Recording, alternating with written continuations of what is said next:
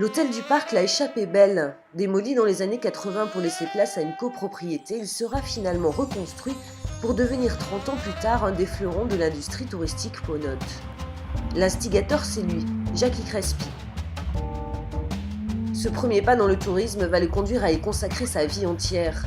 Aujourd'hui, il administre une holding familiale, H2F Investissement, dirigée par son fils, qui emploie près de 150 personnes. Moi, je me suis affilié déjà en adhérant à l'Office de tourisme, en devenant le vice-président et en œuvrant, si vous voulez, pour qu'on monte des produits touristiques, en œuvrant pour qu'on aille faire connaître notre région ailleurs.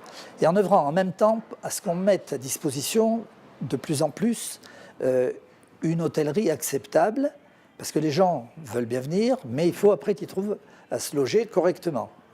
Donc on a essayé de suivre, si vous voulez, cette évolution de la demande en même temps qu'on amenait de l'offre de produits.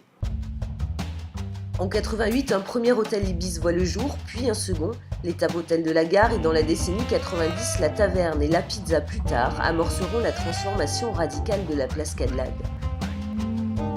Le bas de la ville s'est dynamisé. Tout le monde sait qu'aujourd'hui, place Cadelade, on peut manger 7 jours sur 7, midi, minuit, italien, alsacien, régional.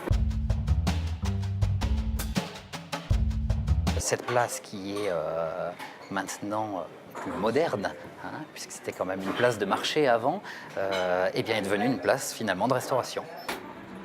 Bonne journée madame, merci, au revoir. En 2009, l'Ibis Centre devient le premier hôtel 3 étoiles nouvelle norme d'Auvergne sous l'enseigne All Season.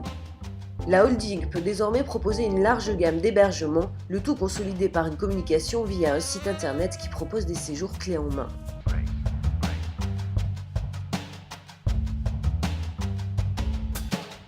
Notre site est divisé en deux parties. Il y a la présentation de nos établissements et ensuite vraiment un portail sur notre ville.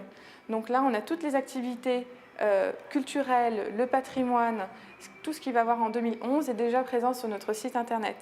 On s'est rendu compte qu'aujourd'hui, les clients ne connaissent pas forcément le Puy-en-Velay, donc il faut leur donner l'envie de venir.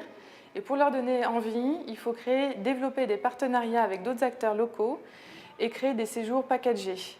C'est l'exemple type l'année dernière avec l'exposition sur les mammouths et Vulcania, où nous avons créé un séjour sur une journée, 2 journées, voire 3 journées. C'est un groupe qui doit se développer, qu'on a l'ambition de développer. Maintenant qu'aujourd'hui on a une organisation bien en place au Puy, on envisage de poursuivre ce développement en dehors du Puy. On a déjà commencé en ayant un établissement à Voiron, dans l'Isère. On gère un hôtel également à Cannes, donc on a envie de poursuivre ce développement à l'extérieur du Puy.